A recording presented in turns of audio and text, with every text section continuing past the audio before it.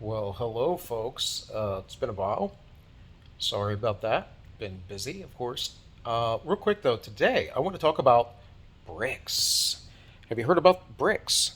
You know what Brics is? Well, basically, Russia, China, India, Brazil, and another nation I can't recall off the top of my head is they've been meeting together since 2011 about creating some sort of new international monetary system in which they plan, from what I understand, to decentralize their currency, not like the United States does by putting it all in the United States, but across these different nations, and then having all of them backed by gold, something that the central bankers and the Federal Reserve Bank, that is the global central bankers, do not wish to happen.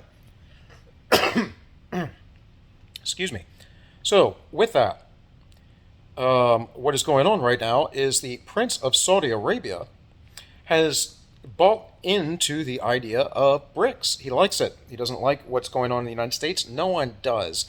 It's really interesting with this Ukrainian war. It's not a war. It's a police action by the Russians. And he said, "Bill, stop repeating Russian propaganda." Yeah, okay. Well, the Nazi problem in Ukraine is a real problem. It was there long before this invasion happened. The United States put Zelensky in as a puppet after the whole revolution in 2014.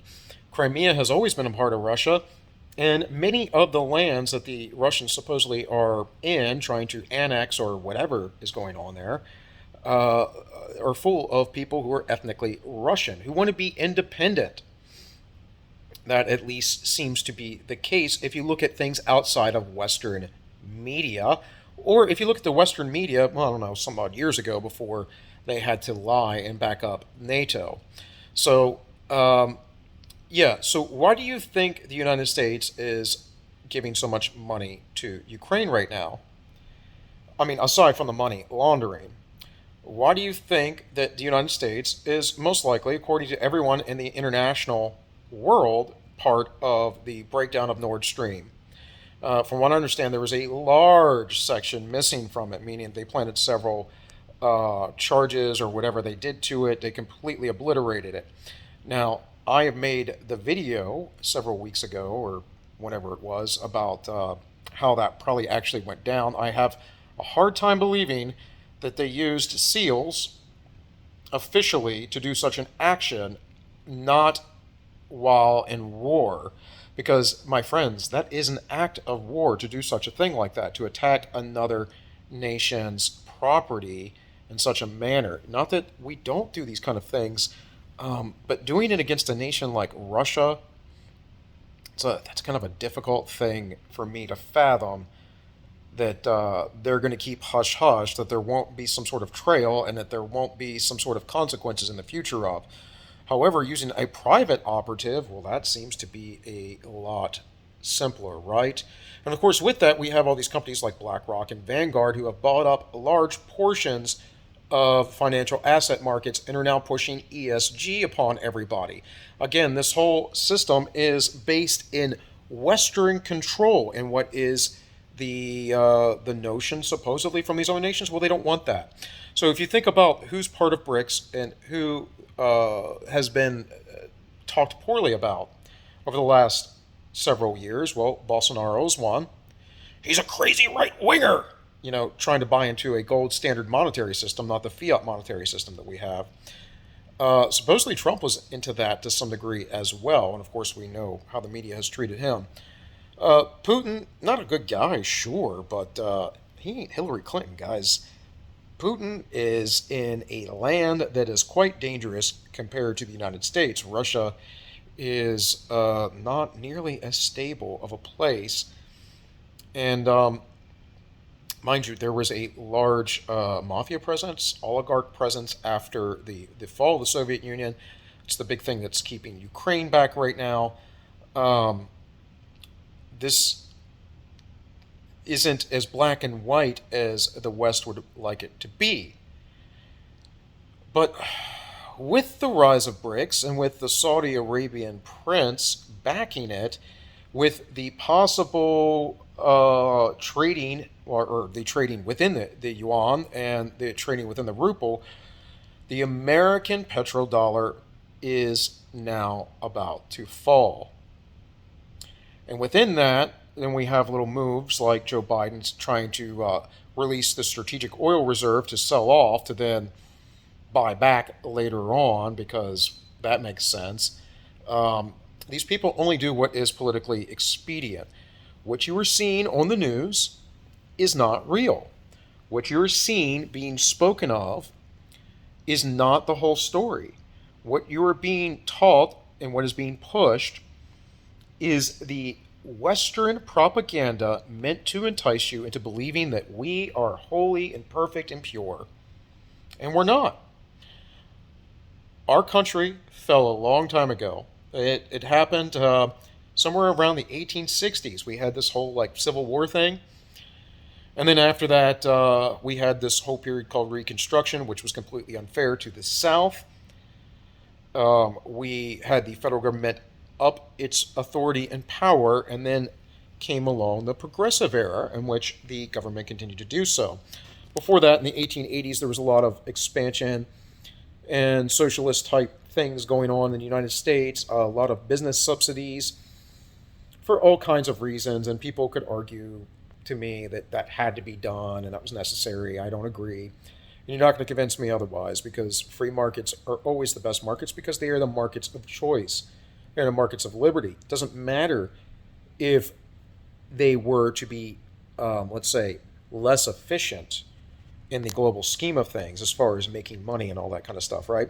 It doesn't matter because it is the morally just thing to provide choice. People have a choice. And right now, the United States has provided no choice for anyone in how they can buy oil, propping up its own economy with the threat of military might or removing military power, as Joe Biden just recently did with the Saudis, or by threatening to destroy your country, like Libya, Gaddafi. And that's exactly what happened. Gaddafi wanted to go to a gold standard, had several nations backing them. I just remembered the fifth nation of Brics, and that was South Africa. In any case, he had several supposed kingdoms in Africa that were going to back him, or countries of whatever sort. And the United States didn't like that. France very, very specifically didn't like that. And so we took them out. We destroyed an entire nation which now has rampant slavery because, I don't know, we didn't want a gold standard. We wanted fiat currency. We want to be able to control everything and manipulate the world in the way that we wish. And this argument that we are more moral and therefore if these other people did it, I don't buy one instant. I don't buy that for a second because simply this. You cannot fix evil with more evil. It doesn't work that way. You are just evil too. There's no moral imperative to you being righteous by using what is unrighteous. So, with that, I would expect to see that grow as the United States begins to collapse more, unless BlackRock and Vanguard can really pull something out with this ESG score and really go to the communist-style system. But I don't know the future. I can't predict everything. But you really should look into Brics because it is seemingly the system that will be coming up very soon. Now, of course, there are other problems in the world like demographic change, like a global supply food shortage and supply chain shortages in general. Wait till the negotiations come when these other nations have a higher GDP than the United States, or at least a more robust one. It might not be higher, it might not be larger than than the production that we have or the potential of earning power that we have, but it might be more steady and it might expand quicker.